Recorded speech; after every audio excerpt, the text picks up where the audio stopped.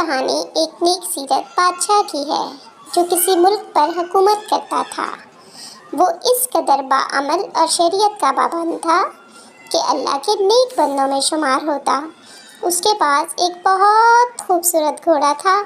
وہ گھوڑا عربی نسل کا اور سفید رنگ کا تھا۔ بادشاہ کو اس سے اتنا لگاؤ اور محبت تھی کہ وہ بیٹوں کی طرح عزیز رکھتا۔ وہ گھوڑا خوبصورت ہونے کے ساتھ تیز رفتار بھی تھا۔ بادشاہ سلامت اسے میدان جنگ ہو یا امن ہر جگہ اپنے ساتھ رکھتا۔ ایک دن گھوڑے کو کسی وجہ سے پیٹ میں درد ہونا شروع ہو گیا۔ کافی علاج کے بعد بھی تکلیف دور نہ ہوئی۔ تو گھوڑوں کے مالک نے کہا کہ اسے شراب پلا دی جائے، لہٰذا شراب پلا دی گئی۔